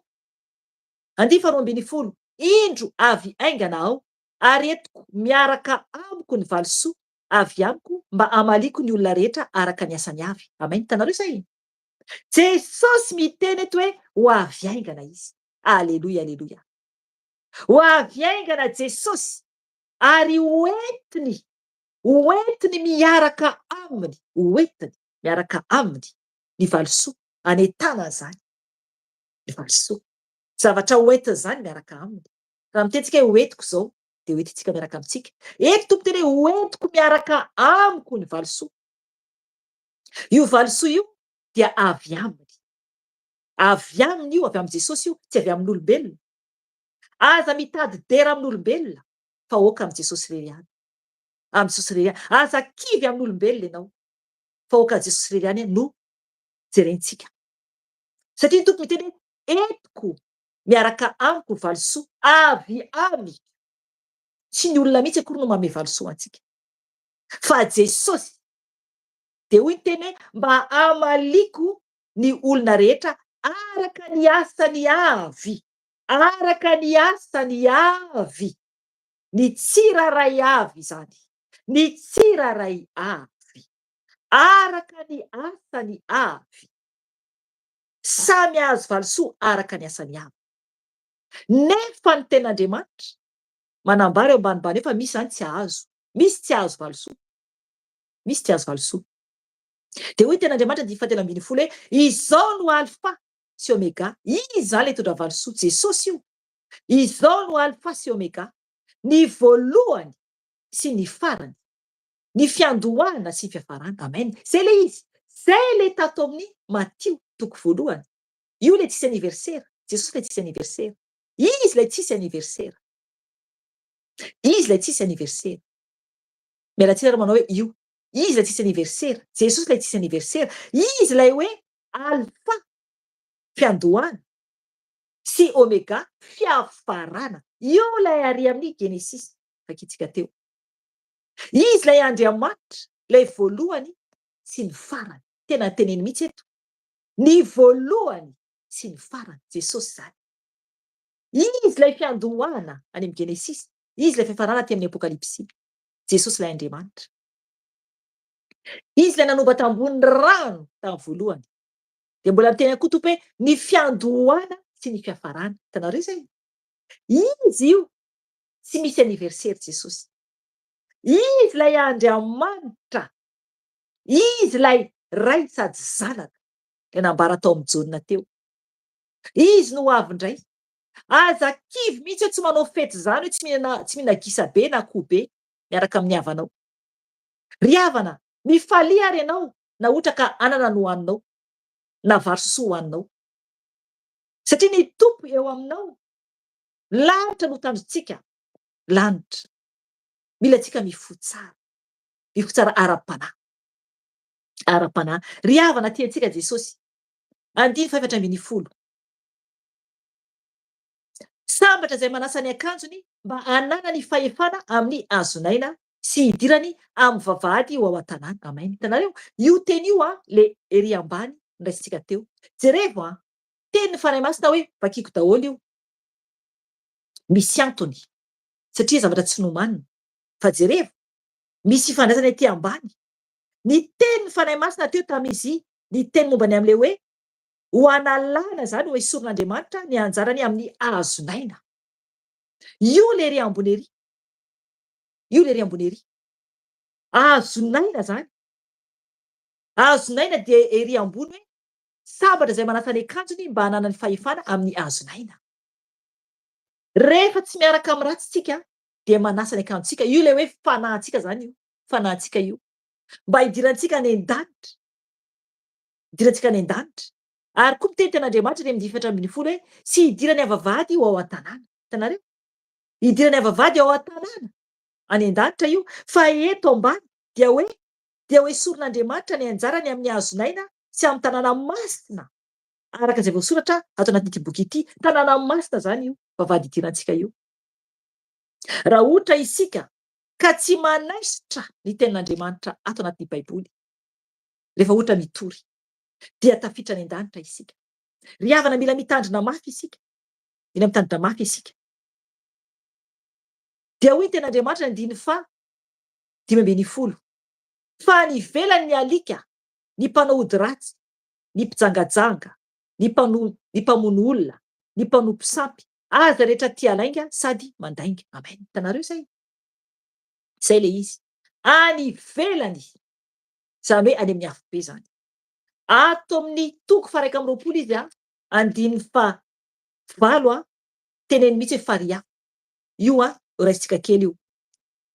Apokalipsy toko 120, 5:7 amaranantsika anazy. Vakiko amin'ny anaty tompo. Fa ny osa, ny tsy mino, ny vetaveta, ny mpamono olona, ny mpijangajanga, ny mpanao ody ratsy, ny mpanompo sampy, ary ny mpandainga rehetra dia anana ny anjarany ao anatin'ny farihy mirehitra afo sy solifara. Izany no fahafatesana faharoa. Amen. Hitanareo zany? Tena afo sy farihy. Azafady, farihy mirehitra afo sy solifara. Ry havana, afo be zany. Afo be zany. Farihy mirehitra afo sy solifara. Aiza no toerana misy ny fanahinao?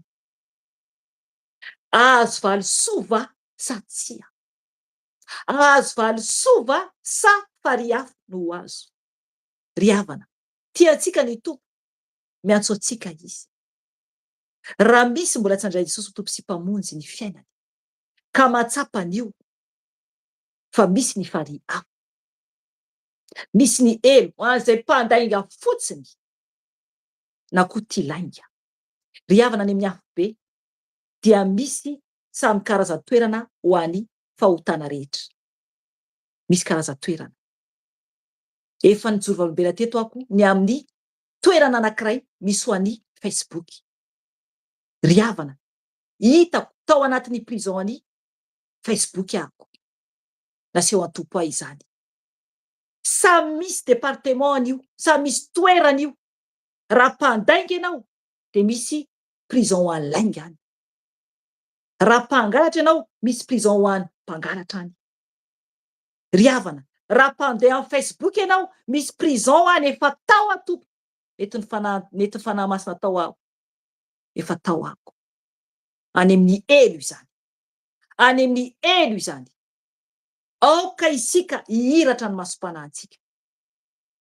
Aoka isika hitsoka dia mbola misy ny fotoana. Dia mbola misy ny fotoana. Tiantsika Jesosy. Raha vonanao handray an'i Jesosy tompo sy mpamonjy ny fiainanao, dia fotoana izao. Mibeba, mifona amin'ny Jesosy, ny amin'ny fahotanao rehetra, miala amin'ny ratsy rehetra. Raisy Jesosy ho tompo sy mpamonjy ny fiainanao. Raha ohatra kosa ianao ka efa tao amin'ny tompo efa niverin-dalana, ka te hiverina amin'ny Jesosy, dia mibeba, verena aminy, fa mbola miandrintsika izy. Ry havana, hivavaka isika, na ty vavaka izay ataontsika, dia raha misy ianao handray Jesosy dia oky ianao anaraka ny vavaka izay ataoko. Afaka mandohalika sahady ianao eo anatrehan'i Jesosy. Na oviana hainonao izao video izao. Ny tompo mahita anao, ny tompo mahita anao. Ny tompo ihany afaka mamela anao, zay tsy afaka manao na inona na inona. Fa okanao andohalika sahady eo anatrehan'i Jesosy ny amin'ny fotoana izay anatonanao azy. Dia okanao tena hibebaka tokoa amin'ny fonao manontolo sy ny fifanahinao, angataka fonana amin'ny Jesosy. Dia raisy izy ho tompo sy mpamonjy ny fiainanao, raisy izy ho tompo sy mpamonjy ny fiainanao. Tsy maintsy tsika manao an'izay, satria nanohitra ny ainy tamboho sy fijaliana dia mila tsika mandray koa an Jesosy. Fa tsy vita fotsiny hoe zay tonga dia hitra any an-danitra, tsy atompoko. Dia mila ianao avy eo atao batisa amin'ny ranobe. Dia mandeha amin'ny fahamansinana sy fahamarinana, dia mandeha mitoly an Jesosy mba hahazo valisoa araka izay ampanantenan'ny tompo io. Mila mijoro tsara, mila mijoro tsara. Hivavaka isika tompoko. Jesosy tompo, misaotra anao Jesosy. Ny amin'ny teny mamy Jesosy izay nomenao anay Jesosy, fampitandremana lehibe Jesosy, fampitandremana Jesosy. Zava-doza Jesosy ny any amin'ny elo, zava-doza. Fa ny aminao tompo no maharitra mandrakizay.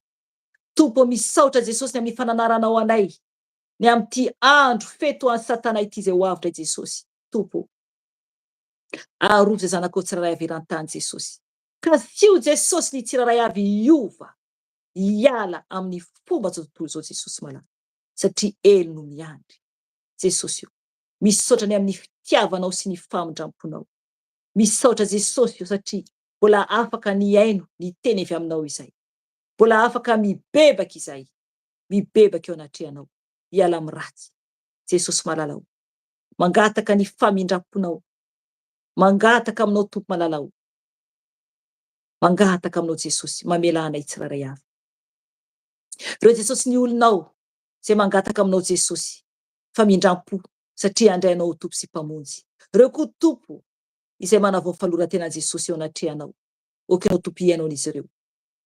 Ho anao zay mandray an Jesosy ho Tompo sy mpamonjy ny fiainanao, dia okanao naraka ny vavaka izay ataoko.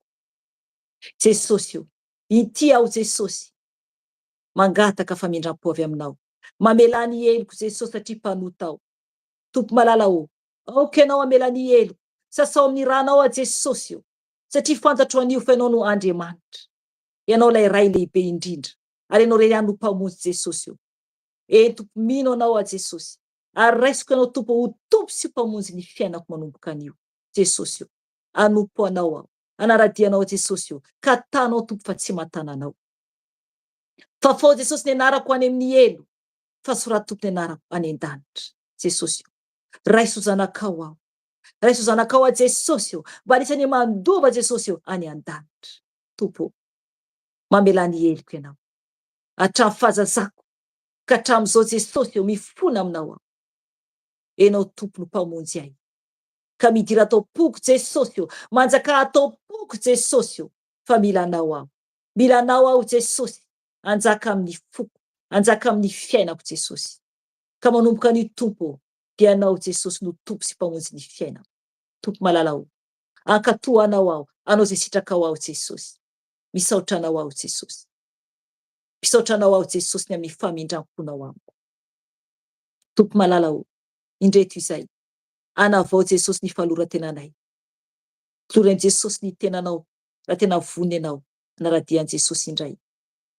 Tompo malalao, indreto izay Jesosy io, manavao faloran-tenanay Jesosy malala. Anompo anao aho Jesosy hatramin'ny farany. Anompo anao aho Jesosy, anao mora na ho sarotra Jesosy io, dia anompo anao aho. Atsangana amin'ny Tompo ny tananao havanana, fa ny Tompo mahita anao sy ny anjeliny. Tompo, ity aho Jesosy, manangan-tanana Tompo, ary sandratra any an-danitra Jesosy ny tanako havanana Jesosy io. Ho marika Jesosy io, ny faloran-tenako Jesosy. Atolotra anao Jesosy ny tenako, ny momba manontolo Jesosy io, ny fananako, ny volako, ny tenako, ny heriko Jesosy io, ho anao Jesosy, ho anao Jesosy io. Anompo anao aho Jesosy. Avaoziko Tompo nalorako tenako teo anatrehanao Jesosy malala. Jesosy malala io, anao aho Jesosy, hatramin'izao ka ho mandrakizay. Anompo anao a Jesosy, anaradianao a Jesosy malala io, satria anao no mpamonjy tonga lafatra. Tompo malala io, ny teny Tompony raha mamafazavoa. Jesosy, amafy ny voanao aho Jesosy io, ny teninao, ny fahatsaranao satria mbola be ny mifatotra Jesosy. Ka anompo anao hatramin'ny farany aho Jesosy, anaradianao a Jesosy io, avaoziko ny fanekena nataoko Jesosy io, fa ho anao a Jesosy, ho anao mandrakizay a Jesosy. Tompo, ity aho, na ho mora na ho sarotra Jesosy, dia anompo anao hatramin'ny farany aho. Ka raisy Tompo, ho voninahitra ho anao izany, ho aja ho anao zany Jesosy, misaotra zay ateriko anao Jesosy. Misaotra Jesosy, misaotra Jesosy. Fenoy ny fanahy masinao izay tsiraray avy Jesosy nanolo-tena ho anao anio. Fenoy ny fanahy masinao Jesosy io. Okanao Tompo anjaka anatinay tsiraray avy, ampitafy ny hery vaovao Tompo avy aminao. Okanao ampitafy ny hery vaovao avy aminao Jesosy malala io. Ampitafio hery zay Jesosy io. Ampitafio hery zay Jesosy. Tsika natratra ny tanantsika ho an Jesosy. Atao veloanao ny tananao. Tompo, amen ny fanahy indray ho antsika. Tompo, fenoy ny fanahy masinao izay. Fenoy ny hery ny fanahy masinao zay Jesosy malala io. Milanao izay Jesosy. Milanao Jesosy zay zanakao tsiraray avy, ny mpanomponao tsiraray avy Jesosy io. Fenoy ny fanahy masinao. Avaozy Tompo ny hery atao anatinay. Tafio ny hery ny faherezana izay Jesosy malala io. Tafio ny hery ny fanahy masina izay fanahy masina fenoy anao izay. Fenoy anao izay fanahy masina io. Fenoy izay fanahy masina io. Afaray mijoro foana, anao ny asanao, anambara ny fahatsaranao Jesosy io. Tompo malala io, mamenoa anay. Mamenoa anay zanakao tsiraray avy. Mamenoa anay ray io. Fenoy izay ray malala io. Fenoy izay ray malala io. Fenoy mitafy mitafitafy eo, feno mitafitafy eo, zay zanakao tsy raray avy, feno mitafitafy zay zanakao tsy raray avy tsompo, milanao izay, milanao zay Jesosy malala o, milanao Jesosy malala o, milanao zay Jesosy malala o, ka misaotra anao Jesosy, misaotra anao Jesosy, ny haja sy ny voninahitra ho anao, ny haja sy ny voninahitra ho anao Jesosy, misaotra tompo. Aleloia, aleloia, aleloia. Ny voninahitra de ho anao rery any. Dera ho anao, hatramin'ny taloha indrindra, sy ankehitriny, ary ho mandrakizay dory. Amen. Aleluia, aleluia. Saotran Jesosy tika. Saotran Jesosy tika. Amen, amen. Ry hava malala amin'ny tompo. Zay ny fotoanantsika anio fa raha mbola tsy tonga Jesosy ary raha mbola misy ny fotoana de mbola miverina eto zay menada. De mametraka veloma aminareo zay tsy raray avy de mahariza daholo tompoko. Amen. Veloma tompoko.